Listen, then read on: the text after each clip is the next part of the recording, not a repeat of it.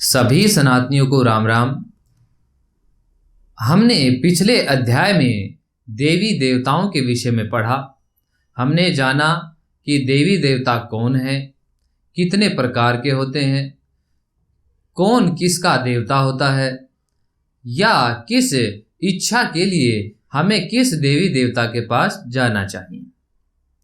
हमने अध्याय के अंत में ये भी जाना कि अगला अध्याय जो प्रकृति आने वाला है, हम पढ़ने वाले हैं, उसे पढ़ने के पश्चात हम अपनी इच्छाओं के लिए किसी भी देवी देवता के पास नहीं जाएंगे।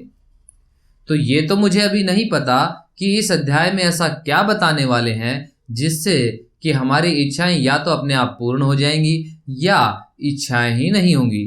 तो आइए इसी सवाल का जवाब हम ढूंढते हैं अगले अध्याय प्रकृति में। तो आइए प्रारंभ करते हैं। प्रकृति अर्थात माया।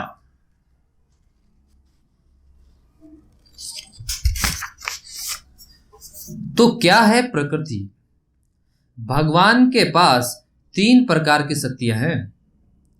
अंतरंगा अर्थात आंतरिक अर्थात आध्यात्मिक, बहिरंगा मतलब बाह्य अर्थात भौतिक, तटस्थ मतलब सीमांत अर्थात जीव। तो यहाँ उनकी अंतरंगा शक्ति से आध्यात्मिक जगत बना है और बहिरंगा शक्ति से भौतिक संसार।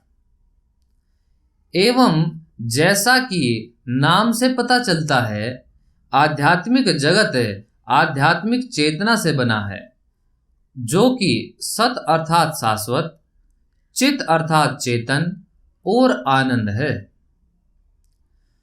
और भौतिक जगत भौतिक पदार्थों से बना है, जो कि असत अर्थात अस्थाई, अचित अर्थात मृत और निरानंद मतलब बिना आनंद का है, जिसे शास्त्र आध्यात्म जगत के छाया प्रतिबिंब के समान बताते हैं। तथा जीवात्मा अर्थात हम तटस्थ शक्ति से बने हुए हैं, अर्थात हमें ये चुनना है कि हम किस शक्ति के साथ जुड़ना चाहते हैं।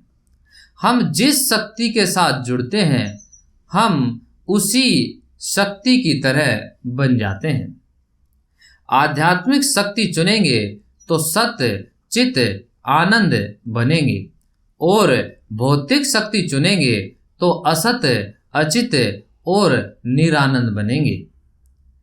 अब ये तो स्पष्ट रूप से कह सकते हैं कि हमने भौतिक संसार चुना है, जो आष्टांगिक द्रव्य तथा 3 गुणों से मिलकर बना है। यही कहलाती है प्रकृति। अभी यहां से समस्या शुरू होती है।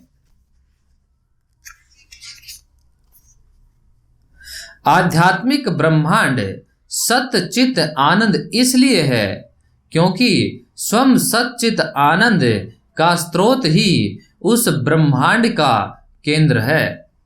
वो है स्वयं भगवान। और भौतिक ब्रह्मांड के सतचित आनंद न होने का कारण यह भी है कि इस ब्रह्मांड का केंद्र है उन सतचितानंद भगवान से दूर जाकर स्वयं को केंद्र में रखने का विचार।